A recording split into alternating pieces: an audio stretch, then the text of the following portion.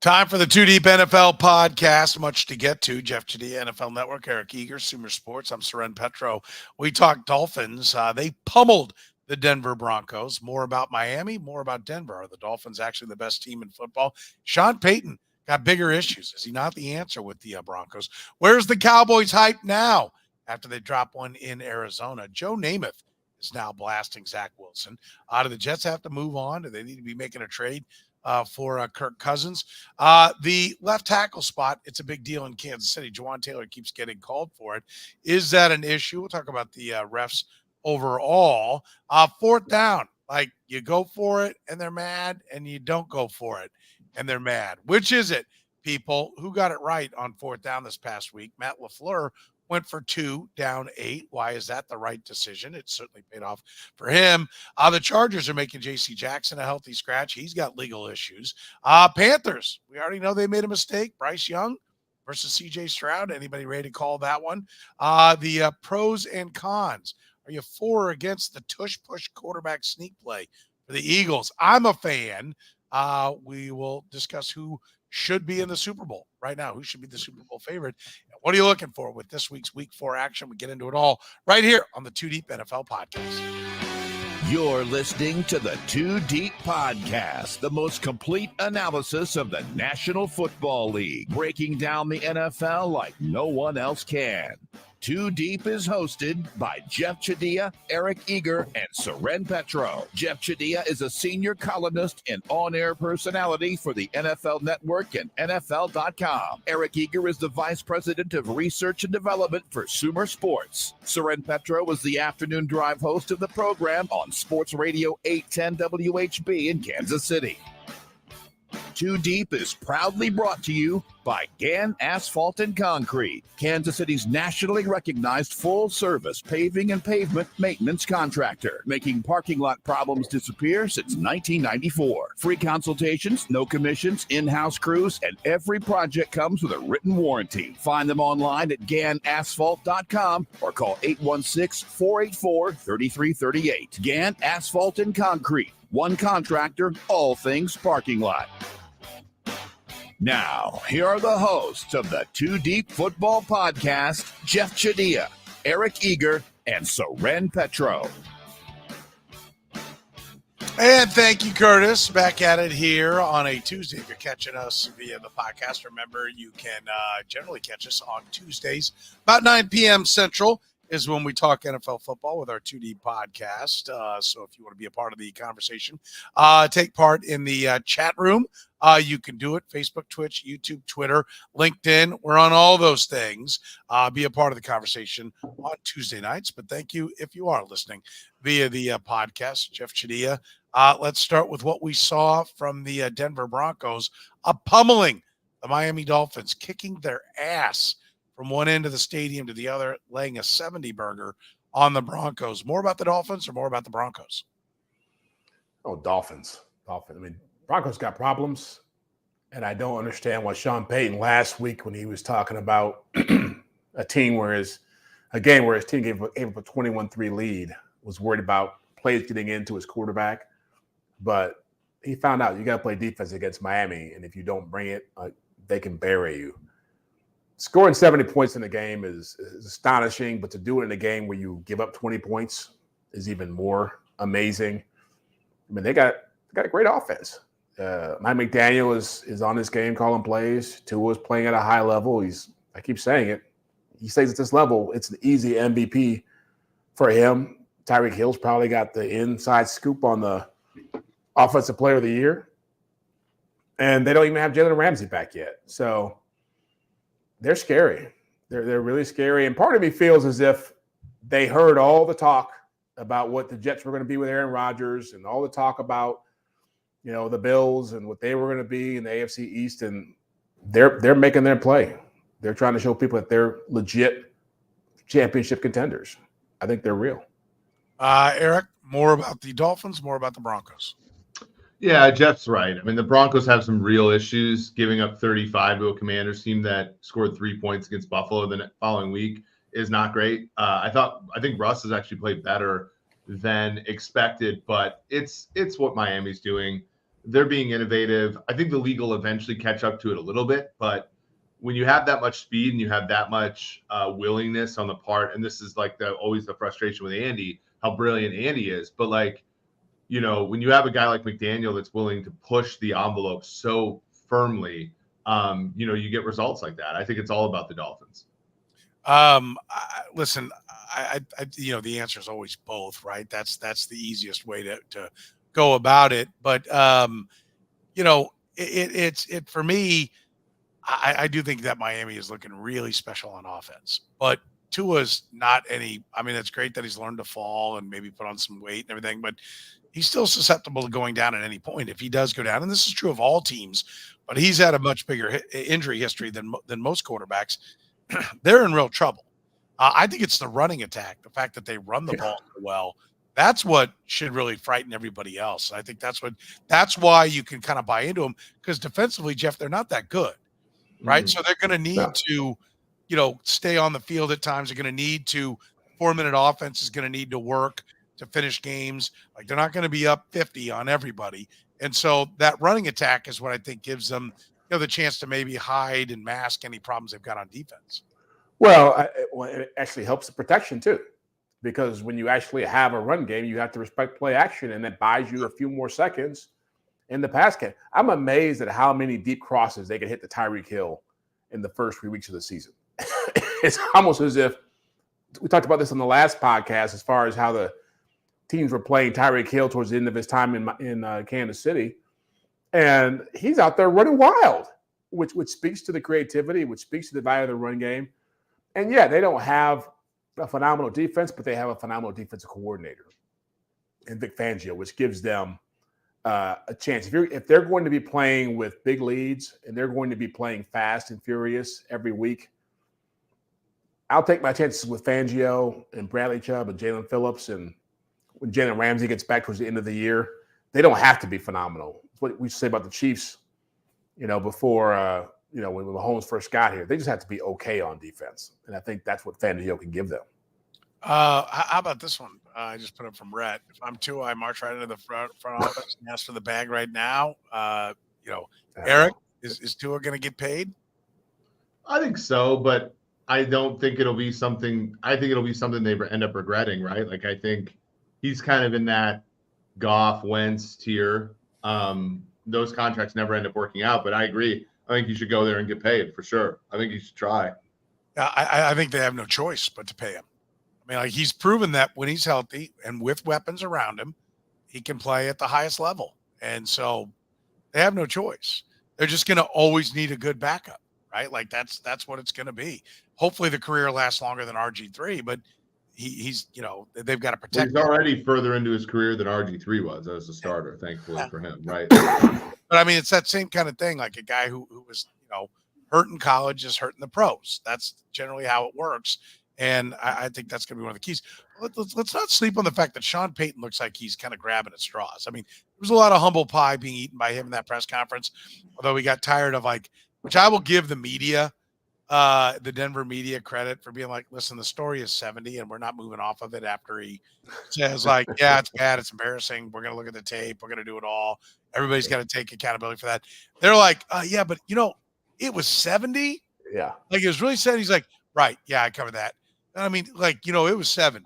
Yeah. You guys, like, is there a question there? You should have thrown a bag of money at Ejiro Evero as opposed to letting him walk to Carolina. That was a blunder by that. The personnel is like almost the same. You lost Bradley Chubb, but like personnel is mostly the same. And Ejiro Evero had that team in pretty solid position to win a lot of games. If they had the offense they had this year, they would have won, you know, probably 9-10 games last year.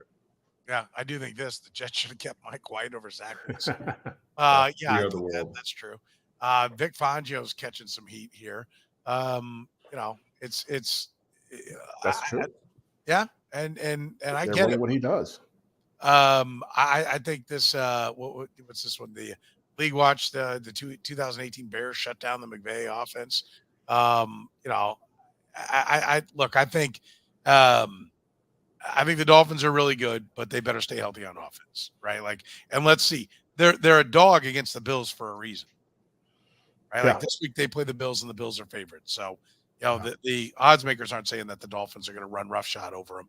That's for sure. But do you think Sean Payton's lost his edge, Jeff? I think he's finding out how hard it is to rebuild Denver. I think that I don't think coaches stop being good. They just start running into less favorable circumstances. And right now, he's got to figure out how to get that team to believe in what he's doing when the schedule is not going to do him any favors. The biggest issue he was going to have if this team started slow. And they lost 2 games. They could have won, should have won against the Raiders and the Commanders. And so if you're 2-0 coming into this game and you get beat by 70-20, you can live with it because you're still on the right side of 500. If you're sitting here at 0-3, you have 70 points, and now you're staring at, sooner or later the Chiefs are showing up. You got the Bills, you got the Packers, you got all these teams coming through that can beat you. You're looking at being 2-6 around the midway point. And it's hard to come back from that when you're a first-year coach, no matter what your name is, no matter what your credentials are. So I feel like, again, I think they're a better coach team. I think they're a better team. But as we all know, when you start 0-3, none of that really matters. Right. Yeah. No, I agree. Where do we stand on the Cowboys right now? I spent part of my show last week arguing with my guys about how I thought the Chiefs were still a better team than the Cowboys. But the Cowboys have been the most impressive team for 2 weeks. The Dolphins are now that team. They're carrying that mantle. We'll see what they do after they play the Buffalo Bills. They beat the Bills by them and the Niners. 10 points. Then we'll certainly still be talking about the Miami Dolphins. Cowboys crapped in their hat against the Arizona Cardinals. Like, what do you think of the Cowboys now, Eric? Okay, I'll back up. Both Houston and Arizona legitimately beat their opponent this weekend. There's no fluke. Arizona kicked Dallas's ass. Thing is, though, Arizona has had a second half lead in all 3 of their games. They're not schematically, they're not a huge joke. I'd rather beat the Cardinals than the Bears right now. That being said, it was one of those games where 5 times a year you get Dak and he simply can't play. And that was and they caught him in that game where it's like, did you notice that when they were down 12 in the red zone, they were running the ball with 4 minutes left? And I'm like, you guys got to score and then get the ball back and score again.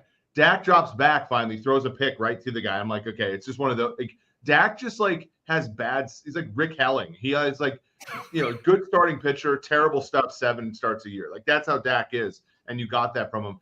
I think losing Diggs is big. That hurts their defense a lot.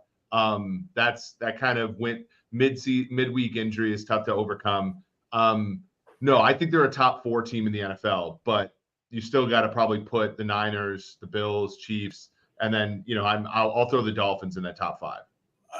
Let me just say this. Yeah, Dak has that game 5 times a year where he just can't get in the end zone. It's called all the good ones, right? Every time he's got to play a good team, that's what it's like. I mean, this is his limitation. I don't know how many years I have to sit here and shout you down about the fact that Dak Prescott. He's still better than Jalen Hurts. In your mind? Jalen looks terrible so far this year. Okay. So, all right. It's been a bad year for quarterbacks, and Dak so far has been kind of but himself. Jeff, I mean, you tell me, do you see it any different? This is him. Dak Prescott is Alex Smith. The dollars are more. It's more recent. This is a guy with a good team around him, can win you a lot, can be a part of winning a lot. Alex Smith, I love Alex Smith. Love Alex Smith. Dak's way better than Alex Smith was. I don't see it here. I don't see it. Jeff? Yeah. Look, I will say I partly agree with Eric. My bigger concern with what happened to Dallas on Sunday was Mike McCarthy did not have his team ready to play football. And it wasn't just 1 for 5 in the red zone. It wasn't just Dak. Wasn't just 16 penalties in the run game, all that stuff. It was this team walked in there after having a rough week, losing Trayvon Diggs, and got manhandled. And I had a personnel guy tell me last week, pump the brakes to the Dallas defense. Yeah, they got Micah Parsons. Yeah, they have talent. But when they play better offenses and they play good schemes, which I'm not putting Arizona in either one of those categories, they can be had. And he said the Stephon Gilmore factor is a little overrated because he's older. He didn't run as well. And, yeah, I do fear for what they're going to become without Trayvon Diggs back there in the secondary because he's a special player. He takes the ball away. He's a great man coverage, great passer rating. I think the highest passer rating of any corner, right? We talked about Trent McDuffie on our last podcast. Diggs is right up there. But Micah Parsons has to take over. Micah Parsons has to be what he's usually been, what he wasn't last week. And you saw what Arizona put the blueprint out there. We're going to do what teams did to you last year. We're going to run the football, keep you out of long yardage situations, make your defense pay, and your offense better be good enough to overcome that. And that's what scares me about Dallas. Not just Dak, but Mike McCarthy, who took over play calling duties. They didn't have any answers against a bad team. So you wonder what it's going to be like when they start playing the good ones. Yeah, and listen, Mike McCarthy's been pretty successful as a coach. Yeah. I don't think he just forgot the game. Like, you have games like this, right? Number one, and you lose. And this is not to say that because and somebody said in the chat room, like, hey, it's one game. And I agree. Cowboys, if they might be a 14-3 team. And this will look like, the Chiefs. Last year, the Chiefs lost to the Colts. And in the last third of the season, ended up in an overtime rock fight with the Texans. That does not prohibit you from winning a championship, obviously, because the Kansas City Chiefs went on to win the Super Bowl. So this does not define who the Dallas Cowboys are, right? But Dak Prescott never pisses a drop in the playoffs, and those games are almost always close, right? And that's what happens. And this was one of those times where you have to – I hate to do this because so many of the argument shows this was their topic, just crapping on Dak. The difference is 3 years ago, they were screaming and yelling about why aren't the Cowboys paying Dak, when this fat ass with the microphone was saying you shouldn't pay him that money because he's not that much better than guys that you can get for 10, 15, 20. He's not that much better than Jimmy Garoppolo. He's not that much better than guys that you can get for a fraction of the price. That's the difference. And then to sit here, and then you get all these people that grossly overreact and are negative about Dak Prescott because he's done them wrong. Because they screamed and yelled about how he deserved $45 million a year. And so then when he craps in his hat, then they're pissed at him because he's made them look foolish. He was never that good. How many bodily functions can like Soren weave into a sentence about Dak Prescott? Yeah. Crapping in her hat, pissed off, like love that. I agree with you 100% here, Petro. If people had realistic expectations of the Bears, Dak Prescott, there would be so much less vitriol. Like, well, who we have to blame are the people that don't properly have expectations about these teams, right? Like, if you think Dak Prescott's a top 5 quarterback, then of course you're going to be mad. If you're like, look, he's the best of a mediocre bunch of NFC quarterbacks. Okay. This last Sunday doesn't surprise you that much. Well, but that's the problem. And we had the thing, well, the Cowboys lost their second best defensive player. I mean, that's every year in the playoffs. Nobody rolls in there with all 22 rocked and, ready to go. Like you're going to have to win games without some of your top guys. Now, whoever it might be. Now, some teams are more stars and Jags, and when the stars go down, there's nowhere else to go. But, the Eagles had injuries going into the Super Bowl. They were still there all the way, and that game's played 3 more minutes. They're world champions. They very easily could have been champions, and they had problems coming into the Super Bowl. Everybody does. That's the reality, right? But the problem, though, is that the Cowboys haven't had to rely on their offense until this past week. Until the first 2 games, they were just running roughshod over teams with their defense and just giving up 5 points a game. It didn't matter what they were doing offensively, but that's what's scary about their situation is that you just don't know. Like you're saying, is Dak going to be any better? Is Mike McCarthy, who I like and respect, is he going to have a better impact on this offense? Or is it going to be a step back because Kellen Moore is gone?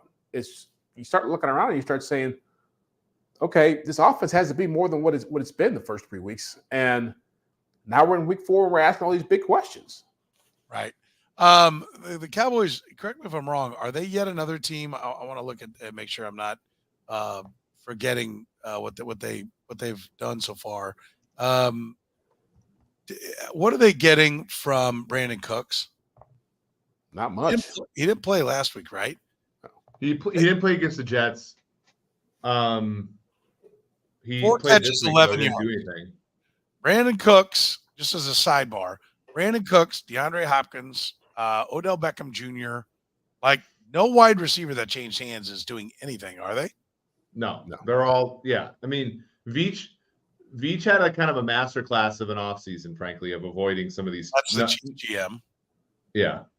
Yeah. I mean, but so the point being, like, have we gotten to a point, Jeff, where NFL talent evaluators know when their guy's done? If they ain't in on him, shouldn't anybody else be in on him? And they're getting better at drafting across the board, but wide receiver is still one that has a lot of variance. But if you want quality wide receivers, you got to draft them. And only A.J. Brown gets put out there on the trade market, who's been really good once he moved teams. Tyreek Hill. Well, Tyreek and Devontae Adams. Okay. Yeah, like the trades are a different thing. Yeah. But like free agency for has been a disaster. A legitimate one, not Hopkins, who's like broken down, steroid suspension, age, all that stuff. Like trading for a wide receiver is not necessarily that bad, but it's the signing the DJ Charks of the world that is, generally speaking, dumb. Yeah. Although Juju was fine for the Chiefs. Yeah. I mean, look, I don't think anybody was fighting, to get a hold of Odell or DeAndre Hopkins. Even Cooks was, in that trade was more of a, we need somebody in here to complement CD Lamb. So I think teams know what those guys were and didn't want to pay what they wanted. But I agree. I think that there is Julio Jones went through this as well. And when he got, done with Atlanta, it was just like, oh, we're getting Julio. Well, he had a hamstring injury every other week in Tennessee. And so, I think teams are more aware of that's a dangerous place to get into with certain guys as they get over 30. Zack Wilson gets bombed by Joe Namath. Do the Jets have to move on from Zack Wilson, Eric? It's not the first time Joe Namath's bombed. Wow. I'm trying to get Jeff. Praise for Joe Willie. Okay. Zack Wilson is the worst quarterback I've ever seen in like the last 6 to 10 years. Wasn't Eric high on him? I was. And that's maybe my expectation is what makes me so angry about it. He's like the same way that arguing heads are bombing Dak Prescott. He's now bombing Zack Wilson to make up. I mean, but Zack Wilson, like this team struggles to cross midfield, Ren.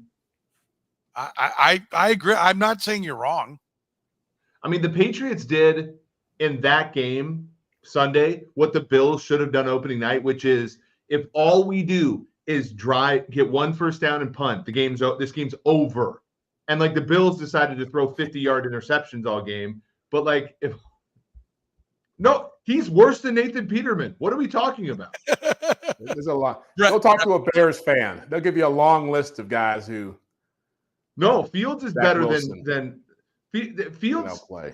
No, Fields is better than Wilson by a country mile. Yeah, that's how bad Wilson is.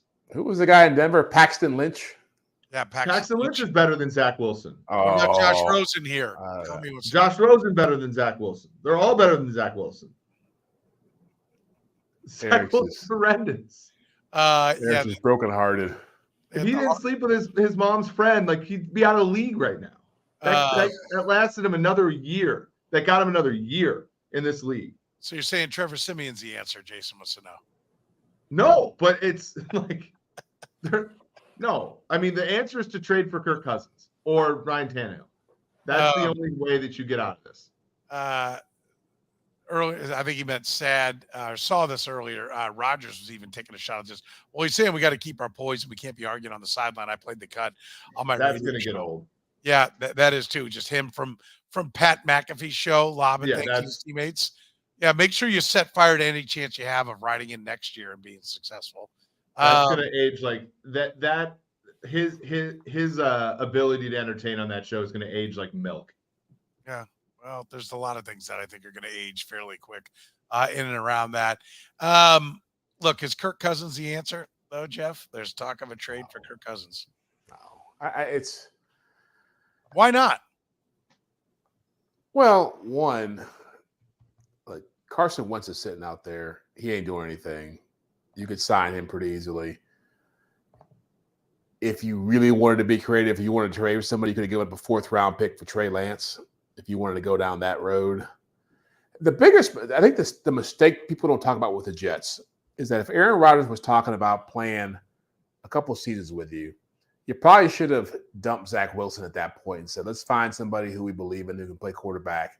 Because at some point you have to ask yourself as an organization, if things go south, that's what you get paid for as a GM and a coach. If things go south, do we trust Zack Wilson to play football for us? And they clearly either answered that question wrong or just didn't ask it. Well, but that's what I think the Cousins thing is for, guys. Like, if this thing goes pear-shaped and they win 4 games, everybody's getting fired and no one's going to care. When Brett Favre's arm fell off in New York and they fell off to 9-7 and didn't make the playoffs, they weren't like, well, we took a swing up here and it didn't work. No, they fired Eric Mangini's ass the next day. Like, this thing is going like I do not get it. Joe Douglas, your ass is gone if you don't make a move that makes you competitive this year, right?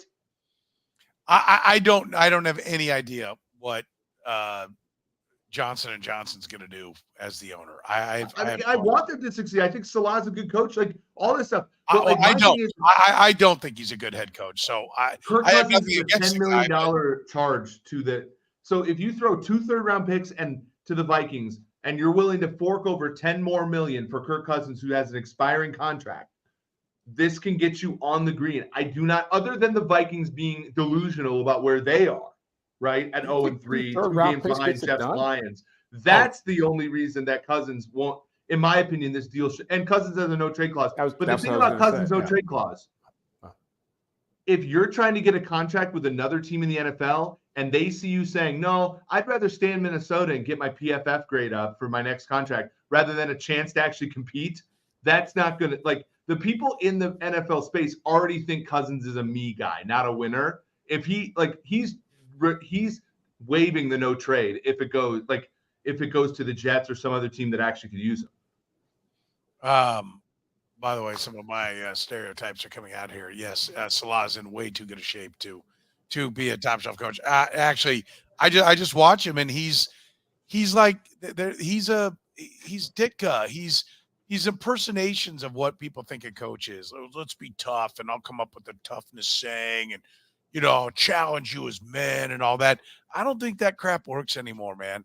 I think cerebral coach is much more the way to go. And I think he's one of those, we're going to be tougher. We're going to hit harder. And you're seeing what's happening. Aaron Rodgers goes down and they suck. They fold. Like that toughness crap doesn't work. You got to scheme some things and you got to do more. Listen, and here's the thing I wanted to say, like, isn't part of the reason why perhaps they still have Zack Wilson is because they weren't sure they had Aaron Rodgers. Like, they could have had Mike White if they just would have known, but they had to get rid of Mike White because they didn't need him challenging Zack Wilson if they were still going to try to push that turd uphill. So they had to let him go, and they didn't know they were going to get Aaron Rodgers till totally late in the game. So part of the reason they're in this is because they chased a guy who's a goof.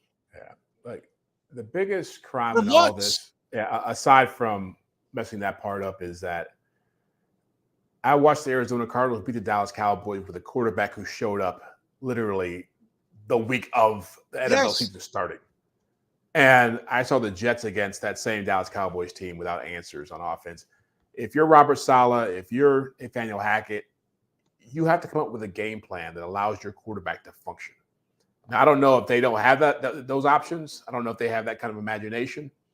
But again, I said this on our last podcast, Zack Wilson's taken a lot of self-inflicted wounds, but the defense ain't playing good enough.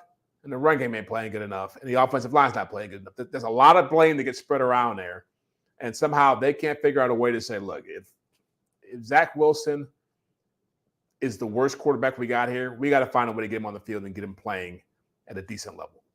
We got to get something out of him because and everybody else by that way.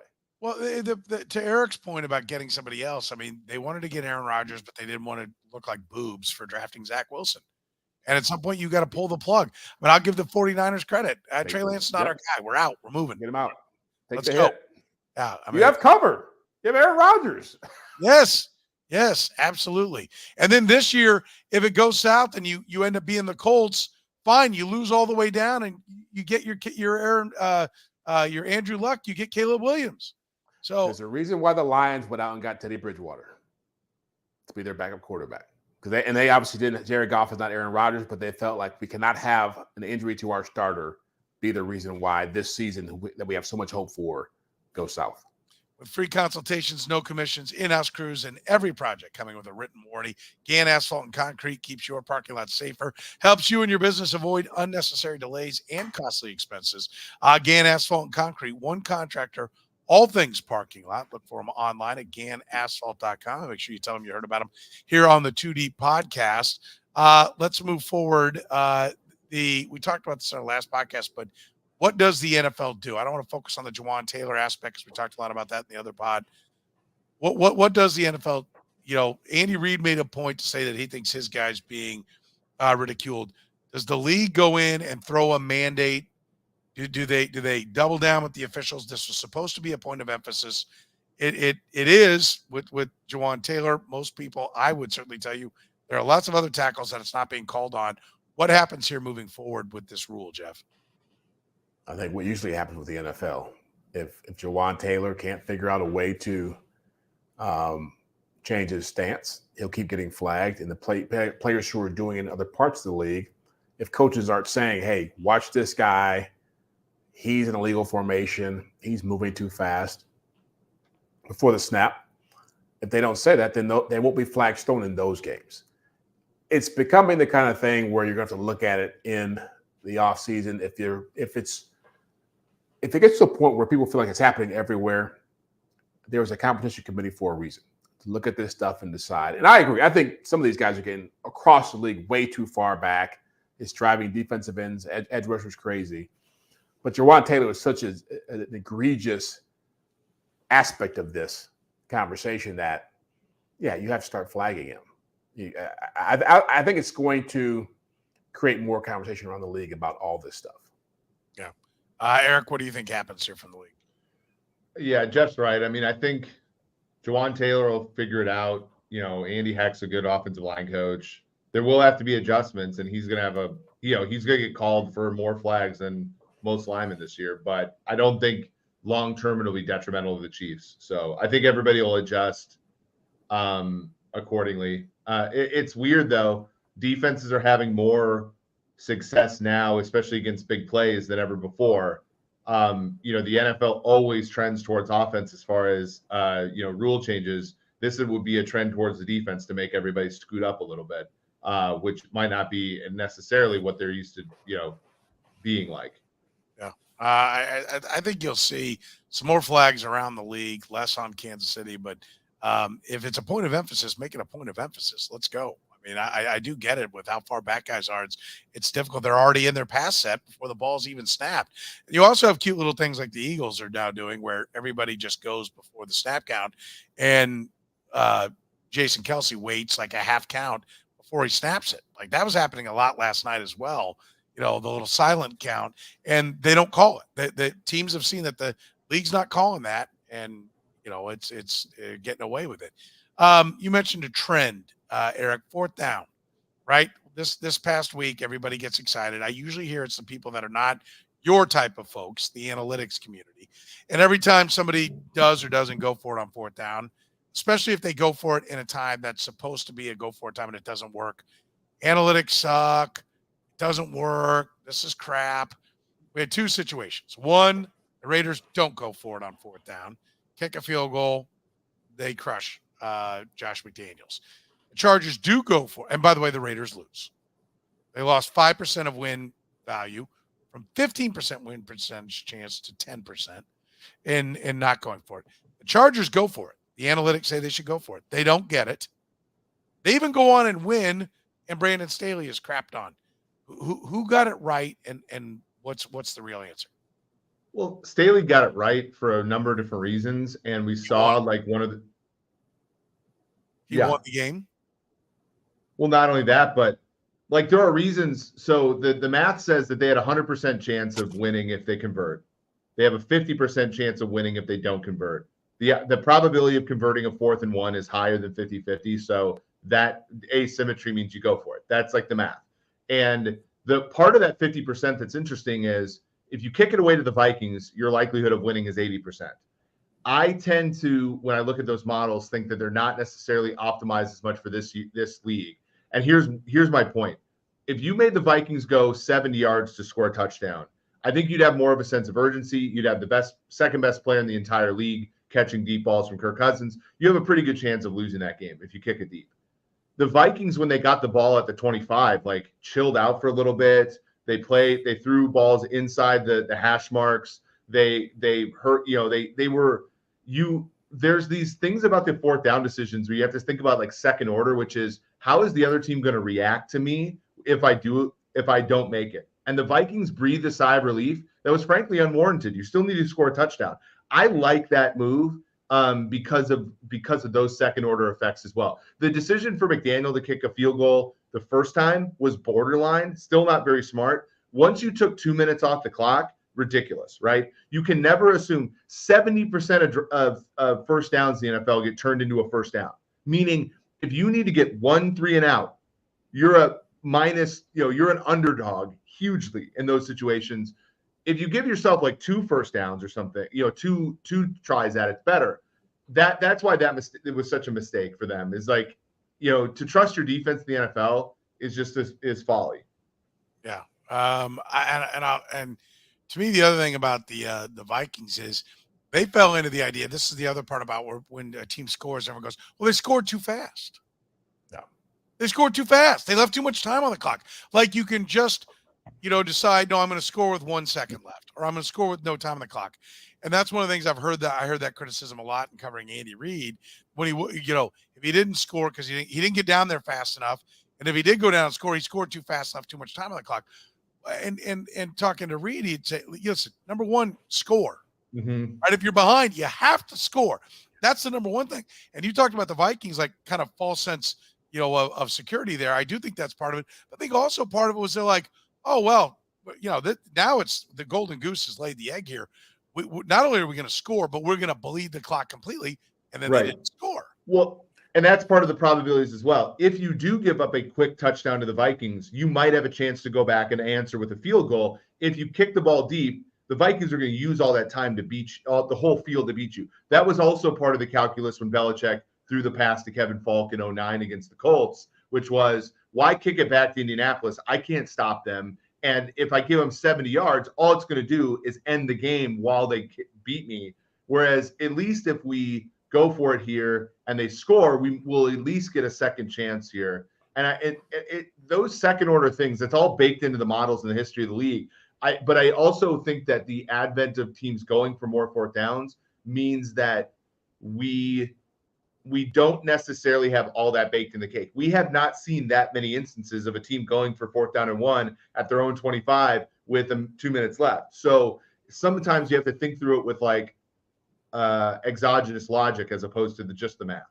All right, Jeff. Yeah, I was going to say that Eric makes a great point about the play calling the situation, because the Vikings not being a very good running team in the red zone that deep in the other opponent's territory, it makes it harder to run plays. It makes it less likely that Justin Jefferson can be impactful, because as Eric said, it's just like he was killing them on deep routes, and that goes away. And so I'm not saying that Brandon Staley was a genius in thinking that deep into it, but I do believe that when you're 0-3, you're on the road, you're playing a team that you think you can.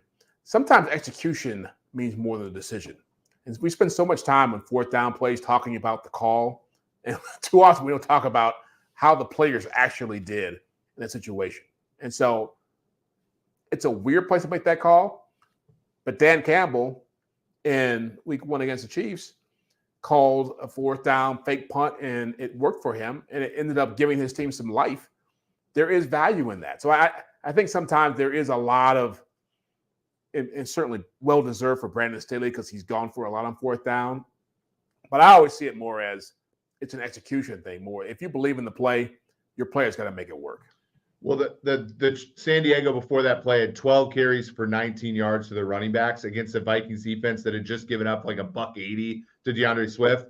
I don't mind going for it. I do think if your quarterback is 40 of 47 to that point, I would just drop back and get a yard throwing the ball with him. That would be that's my retort. Is he's also 6'6". Quarterback's yeah, big. Yeah. Right, and he hasn't dislocated his kneecap running a sneak yet. So he has no excuse. Well, I always love that we talk about the Eagles and what they do, and they are so proficient at getting a yard when they're in that formation, that whatever gladiator type formation. Why more teams just don't get into it and do it when they need a yard? Like, why get all tricky and gimmicky and let's, even handing a ball off, to me, it's just like, just line up and push somebody back a yard. I know the neutral zone in the CFL is like a yard and a half, but it is crazy how like in that sport, they just come up and they're like, all right, we're bringing in the worst quarterback on the roster, and he's going to run this sneak, and they have variations off it. And it's just like, at least I love the fact the Eagles have been, but then now they tried some like that play where he kind of faked it and backed off and then fell over because Jalen Hurts is stepping on his own feet this whole season so far. But I love that they have no pretense. I love that they just go up there and they're like, we're going to do this because it's legal and we're going to get the yards we need to get. I'll go even further. I think it's the personality of that team. I think it's part of their heart and soul. They love that they go up and they kick your ass. They look you right in the eye and say, this effing play is coming right down your throat. And then they stuff it right down their throat. And it is part of their swagger. It's like, here are our balls. What are you going to do? Like, what are you going to do? And I think it's great. I think it's fantastic. And I'm tired of hearing guys like Mike Mayock was apparently on the Westwood One broadcast whining about it like the competition committees. I don't know how you stop it. Well, somebody should try. First of all, before we bitch about how you stop it, why don't you try? And I said this today. I said, they looked at it. Number one, they've got a rugby player at left tackle, right, who knows about the scrum, the rugby scrum, which is what this largely is, getting in close, get low. And what they've looked at is like NFL, there's no Vince Wilfork, there's no Casey Hampton, there's no Fridge, there's no those big road grading nose tackles that you used to love because they could suck up 2 blocks and clog things up against the run because nobody runs anymore. Those guys aren't there anymore. So you got all these more linear defensive linemen, and they're like, we're going to get low, and we're going to knock your ass off the ball. And we've got the quarterback. We got basically a quarterback built like a running back who squats 700 pounds, and we're going to shove it right down your throat. I think it's fantastic. And Todd Bowles didn't piss and moan about it. They quoted him before the game. He said, yeah, I got a way to stop it. Don't get in, 1 or 2 to go.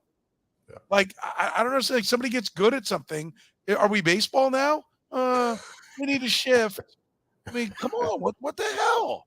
Yeah. I love that play. I get fired up every time they run it. I think it's great. Yeah. Don't depend on needing a stop on 3rd and 4th and 1. Play better defense. Stop the run on early downs. Defend the pass. These things are like, I mean. Yes. It drives me absolutely crazy. Eric, Matt LaFleur went for 2 down 8. You and I have talked about it, but explain why this is the this is the right thing to do. And we're going to see everybody do it here moving forward.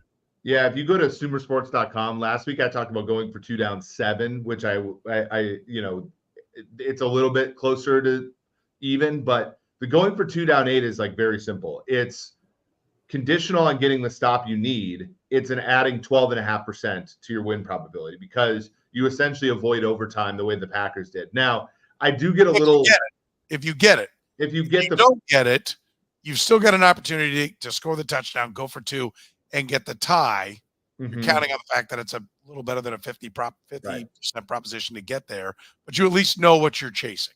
Yeah, especially if you're an underdog like the Packers were. Like a lot of underdogs will want to go for the 2-point conversion. It's the thought process is why not know the result of the last 2-point conversion before, So ultimately, like the Packers already knew. So like when they got the ball back down 17-11, they knew like if we want to score here, should we go for 2? Oh wait, we already did and we made it, right? So then all the uncertainty of how you act was sort of known. Similarly, the same. That's basically it. Like you want to have the information beforehand, and you want to be able to act that way. The tricky part is also what we saw in that game is it's not as simple as scoring at the end of the game. You do give the other team a small window of, okay, the sense of urgency is on, right? And I do believe in the thought process, if you're down 1, you'll be a little bit more aggressive than if you're not down 1, if you're the Saints. Like a lot of teams will play for overtime. And I've heard this specifically. There was a coach, I'll just give it away because it was part of our prep for Sunday football. Like 5-6 years ago, Sean Payton was like, they asked him why he didn't go for 2 in a really like epic Falcons Saints matchup. And he told the broadcast the next week, he's like, look, Dan Quinn's a pretty conservative coach. I'd rather have a coin flip in overtime than 25 seconds with Matt Ryan and their offense to go get a field goal. Like, I think I'm better than a coin flip in overtime. I think I'm worse than a coin flip if I give the ball back to Matt Ryan down 1. And I know that Dan Quinn will take a knee at the 25-yard line if he gets the ball. So like they're and so when we were talking about the 4th downs with Staley, we do have to be cognizant of how your actions affect the game, because they're not that you don't just your score state doesn't mean it changes the way your opponent acts is the idea. It's a domino effect. And the thing that I would say is I love it, but it's not a second quarter option. It's a when you get to the point that you've got to score. I used to say got to score touchdowns every time, but now I'll say score every time coming down the stretch. And once you go into that mode, then you're there. But if you're down 14-0, 7 minutes in the game because you had a drive and a pick 6, and you go get a touchdown, I don't think that's go for 2 time there, because there's too many directions that can spike off. You played blackjack before. You're really good at the game, Petro, if I remember correctly. At the what? You played blackjack with me before. I remember how good you were at that game. It's the same thing as like if the dealer's showing a 2 and you have a 12. It's basically break even, but just do the same thing every time. In my opinion, going for a 2-point conversion or going for a PAT before the 3rd quarter, in most cases, it's break even. Like, you do want to go for 2 when you're down 5, basically second half and on. But like for the most part, it's break even. Now, if you want to be a team that goes for 2 all the time, I buy that. I actually like that. Increase the variance in the game. But if you're going to pick and choose, like don't pick and choose, to your point, until the 3rd quarter, maybe even the 4th quarter on some of those. Where do you sit, Jeff?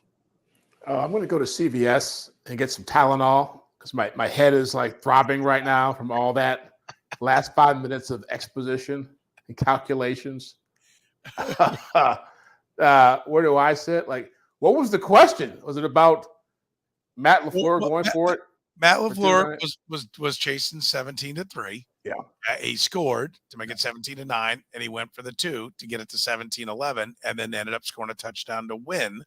And the analytics, the math will tell you that's the right thing to do, even if you don't get it, because you can still come back and get the 2-point conversion. It's all hinged upon you have to get a stop the other way. That's why I say in the first half, I don't think it applies, because if you dig yourself an 8-point hole, what that math has is it offers no opportunity for the other team to go for 2. And I think especially in today's game, guys like Nick Sirianni will go for 2 to put you down 9. I don't think you want to give him that chance. But late in the game, I think it's definitely the right way to go. Well, I'm also curious if that calculation changes if you're at home or if you're on the road.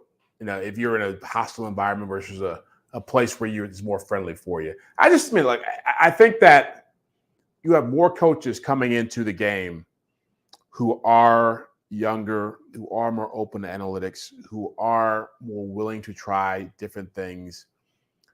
One, because that's how they get the job in the first place, right? You have a lot more owners who care more about data-driven decisions. And even though they may take heat publicly, internally, there's a lot more support for that kind of stuff.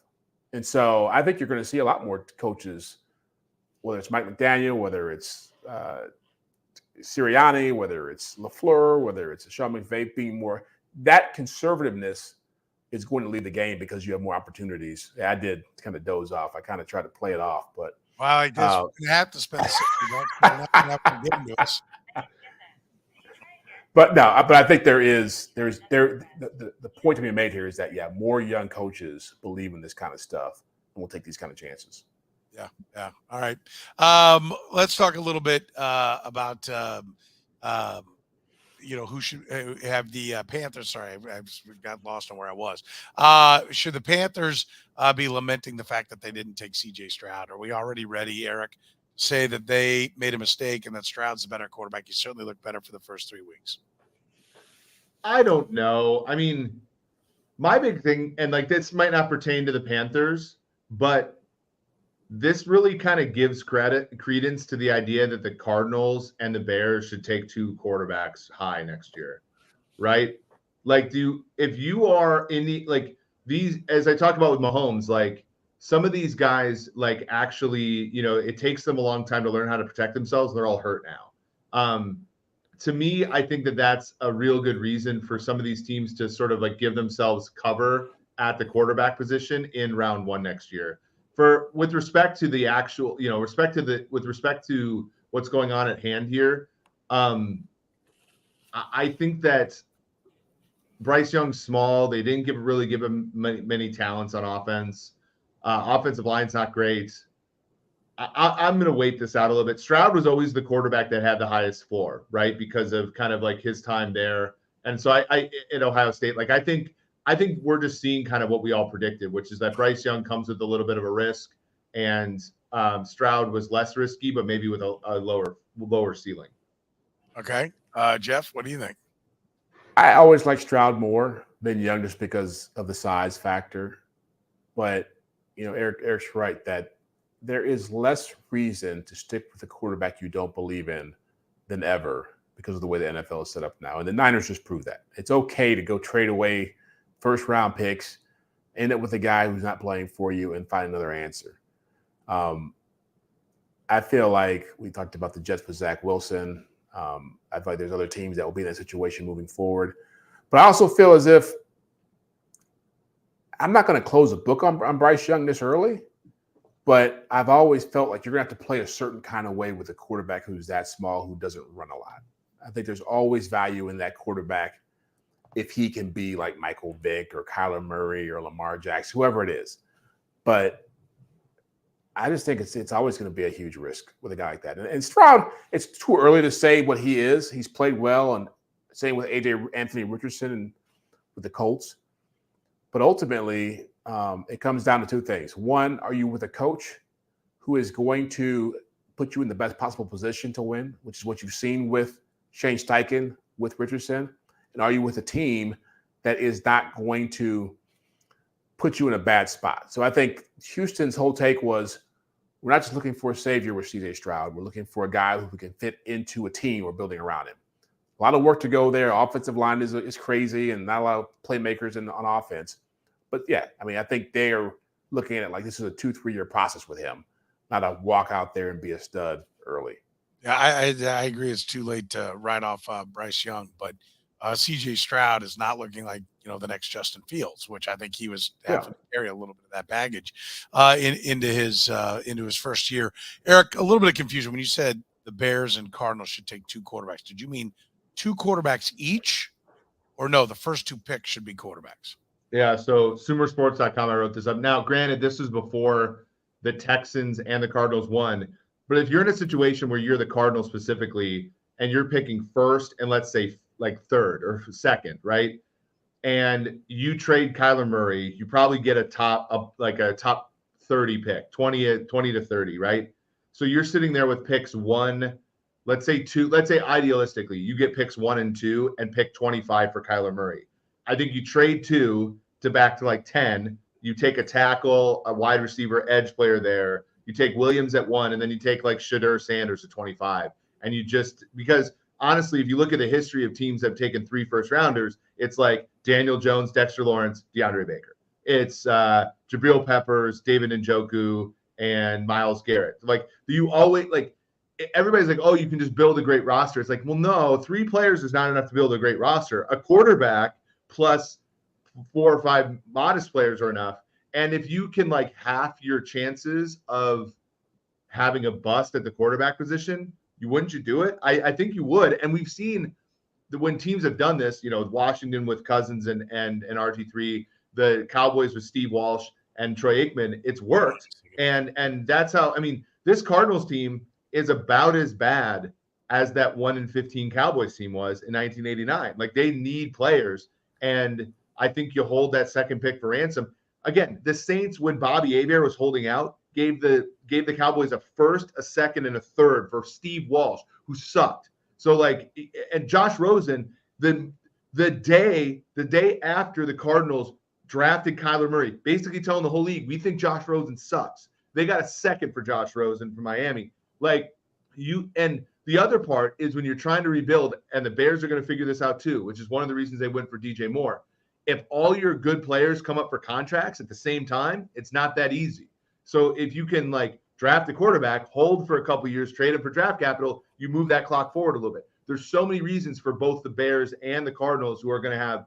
There's a 50.5% chance for our models that the Bears or the Cardinals get the first pick, because that also includes the Panthers and that also includes the Texans. So like those two teams should be like, you know, throwing resource at quarterback, because if you don't, you're the Jets. Yeah. I mean, don't you like? And I know they played well, but if you're the Panthers and like young quarterbacks get hurt, everybody's like, oh, there's not enough playing time. These quarterbacks get hurt. If you were Carolina, wouldn't you rather have showcased a young quarterback for the whole league to watch? If you're the Indianapolis, would you have rather shown the whole league somebody other than, and Minshew played fine, but like, wouldn't you rather show the whole league Tanner McKee? Well, how do you get two quarterbacks and get them to play? Well, you don't have to. You know, the universe gets them to play. These guys all get hurt when they're young, all of them, right? Zack Wilson missed 5 games as a rookie. Josh Allen missed 3-4 games as a rookie. You know, these two guys, 2 of the top 3 guys are already missing games. Stroud was questionable for the last 3 weeks, right? Like all these guys get hurt because they're not smart enough yet to protect themselves. And so like you don't have to like Troy Aikman, same year. They went 0-11 in the games Aikman started. They went 1-4 or whatever in the game Steve Walsh started. Like but they came in separate years though, right? They came in. They came in different years. Walsh was a supplemental pick in '89, so they were both drafted the same year. They owed the league the 1990 first overall pick because they went 1-15, but they drafted Walsh and Aikman the same spring. I think the first overall pick twice on a quarterback. It was Aikman in April, and then Walsh. I think the supplemental June draft or whatever. Like July maybe. Yeah. But yes, they were in the same year because I've heard conversations. I've had people that were supposedly in the room that Jimmy Johnson was thinking about taking Tony Manning. You know, that he was hedging on. Well, he wasn't an Aikman guy going back to Oklahoma State, Oklahoma, right? Yeah, he was. Well, Aikman basically rejected him at Oklahoma, right? And recruiting. So, but like, I'm just saying, you think about this way. You have like the question isn't like how are you going to get the guys playing time. If your top pick plays every game and he's good enough to hold off the guy, that's great. That's awesome. If he gets hurt and then you get to showcase the other guy and he plays well. I mean, the Commanders. The only thing keeping the Commanders from trading Kirk Cousins was the fact that they liked him more than but they were getting 2nd-round pick offers, 3rd-round pick offers for a guy that they drafted with the 4th-round pick. Like this is, I mean, no, I don't think it's ever bad investing in the quarterback position. Never. No. So I'm not arguing with you. You're just preaching to the choir. I think is what you got to hear. Yeah, I just think it's a cool exercise. I know a lot of people, but I just don't think a lot of people like really see kind of like, oh, we watching Andy Dalton today and we don't have to. We shouldn't have to watch Andy Dalton today. Like we shouldn't. We shouldn't have to watch Gardner Minshew today. We should be able to watch Dorian Thompson-Robinson today. Like that kind of stuff. Let's talk about what we're looking for this week. What are you looking at, Jeff? The slate of games. Dolphins, Bills. Yeah. Dolphins, Bills.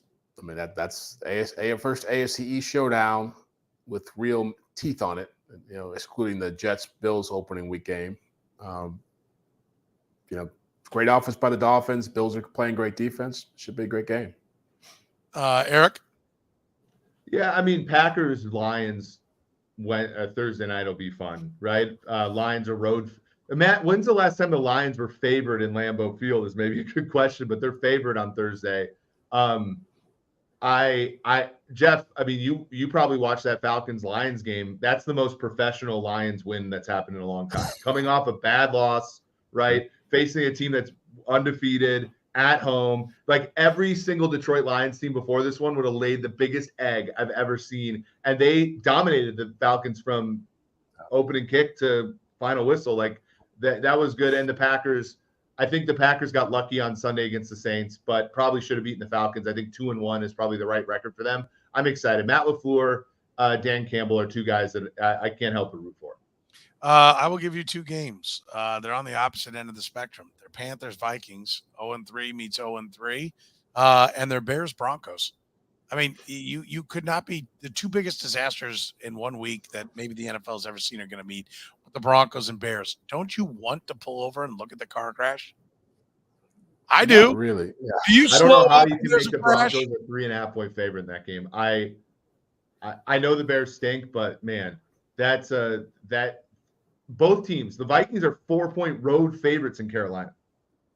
Yeah. Both those games are intriguing to me. I'm actually looking forward to seeing both of them.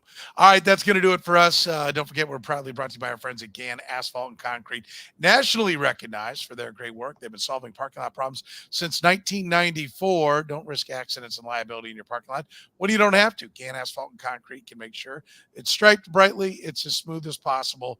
Free consultations, no commissions, in-house crews, every project with a written warranty. Find them online at ganasphalt.com. For Jeff Chadiha from the NFL Network, Eric Eager from Sumer Sports, I'm Soren Petro saying thank you very much for joining us here